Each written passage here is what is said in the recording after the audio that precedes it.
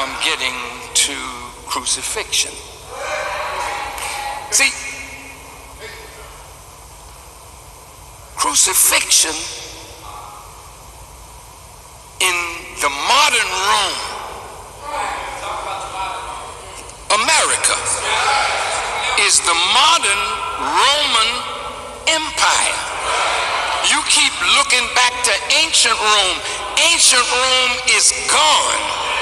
Modern Rome is going. Now, in the meantime, in modern Rome, they have always feared that somebody would rise from among us and unify black people, and should they go to war with a foreign government, that we might join on to that foreign government and come against them. So just as it was in the time of Jesus the prophet and Herod the king, they wanted to kill all boy babies. So there's a plot against the black male, and it's real, brothers and sisters. And any one of us that shows his head as a potential leader, the eyes of our enemies are on that one. Listen to me carefully, because if you show that you could be a messianic voice, then they will move to silence you. Now listen to J. Edgar Hoover's words.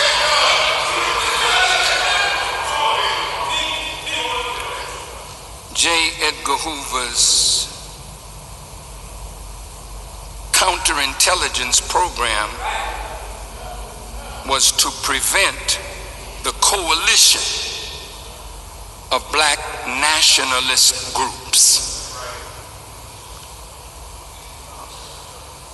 They invested money into keeping nationalist groups separated from each other, and even plotted to get us to kill one another. Number two, the aim was to prevent the rise of a Messiah who could unify and electrify the militant black nationalist movement, and to prevent violence on the part of black nationalist groups. Not violence among each other, but violence against them. Listen, their aim was to prevent militant black nationalist groups and leaders from gaining respectability by discrediting them to three separate segments of the community. 5, to prevent the long-range growth of these organizations, especially among young people. Now here's the tactics that they used. There was no black organization that was not infiltrated by agents and informers of the U.S. government to discredit and disrupt. They used dirty tricks, including the planting of false media stories, bogus leaflets, fake publications. They forged correspondence, sent anonymous letters, and made anonymous phone calls. They manipulated or strong-armed parents, employers, landlords, school officials, and others to cause trouble for the activists. And they used law. They conducted break-ins, vandalism, assaults, and beatings. The object was to frighten dissidents and disrupt their movement. Now, let's look at this thing called crucifixion and see how it's carried out. You know, crucifixion was used by the Persians, the Greeks, the Carthaginians, the Macedonians, and the Romans. It was reserved for slaves, rebels, pirates, and especially despised enemies and criminals. Crucifixion was considered a most shameful and disgraceful way to die. They would take the person, strip him of his clothes, make him carry his cross to the place of crucifixion. But it's all public. Everything is done in the public to bring about your shame, your disgrace. Follow me now. Strip you of your clothing, then they nail your hands and your feet. None of your vital organs are touched, so that you can hang there for hours and for days. Defecate on yourself, urinate on yourself, and some they would spear in the side. But Jesus, they had something special for him, according to the book. Since he was supposed to be the king of the Jews, they made a crown of thorns for him. Put it on his head. I'm coming to you in a minute. They nailed his hands, they nailed his feet, they pierced him in his side, and they let him hang there. People spat on him. Boy, this is some deep stuff. They leave you in the public, and passers-by would throw things at the crucified one. Because once you're crucified, it's like you deserve that punishment. So the people are not asking for you to come down. They are happy to see you on that cross. Now, look at the role that the media has played in the deliberate crucifixion of black leaders. I'm going to name a few, and then I want you to see how crucifixion is done. Then I'm coming to Michael and why he was crucified.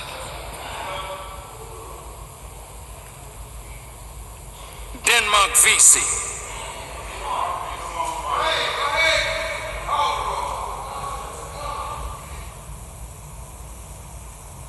There was a plot that called for his group of slaves and free blacks to slay their owners and temporarily seize the city of Charleston, South Carolina.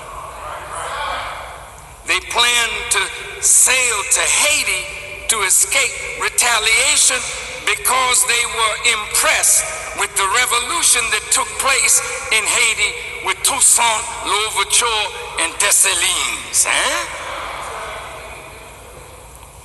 Two slaves opposed to VZ's scheme leaked the plot. See, there's always a Negro somewhere to tell massa what the slaves were planning for their freedom. Charleston authorities charged 131 men with conspiracy, 67 men were convicted and 35 hanged, including Denmark VC. But the worst of those was Nat Turner. Now, Nat Turner was our first great military leader. He was a preacher, but he understood aspects of the Bible that preachers today don't seem to want to preach anymore. But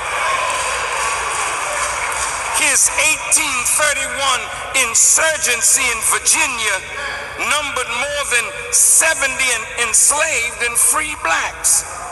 Approximately 60 white men, women, and children were killed before Turner was defeated. In retaliation, the white militia killed at least 200 blacks and probably many more. Hysteria arose about armies of slaves rising up, and it led to the slaughter of many blacks all over the South under circumstances of great barbarity. Well, they severed the heads of those that they captured, and their heads were mounted on poles at crossroads as a grisly form of intimidation. 48 blacks were tried on charges of conspiracy, insurrection, and treason. 55 were executed, many more were banished, and a few were acquitted. Nat Turner eluded capture for months before he was arrested. He was tried, convicted, and sentenced to death. He was hanged on November the 11th, 1831 in Jerusalem, Virginia. Now let's become more modern. How many of you have heard of W.E.B. Du Bois? He was a great scholar among us. Du Bois started as a staunch integrationist, like many of us. But later, he echoed a very Garveyite philosophy. W.E.B. Du Bois, that talked about the talented 10th and opposed Booker T. Washington, was also an opponent of Marcus Garvey.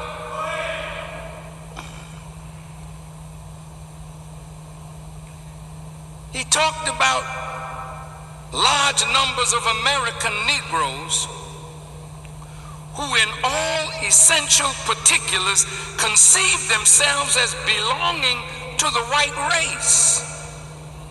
Ooh. Did this bother any of you? Did it touch any of you? He said such Negroes were ever ready, quote, to flock to white America before they would flock to the brown West Indies or to black Africa or yellow Asia. Blacks, he now thought, should begin to concentrate upon this problem, their economic survival.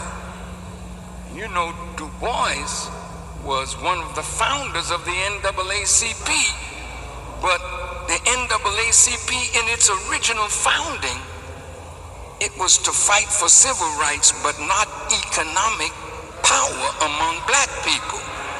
You know that, right? So E.B. Du Bois, once they found that he was growing into this kind of mind and began to write in the Crisis magazine some of his thinking, which I, as a baby, was reading the Crisis magazine by a more enlightened W.E.B. Du Bois, and he began to fuel my fire.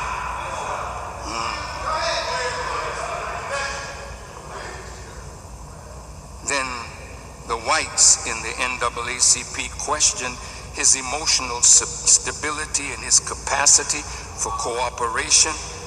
They were suspicious of his motives and called him a danger. They took away his passport,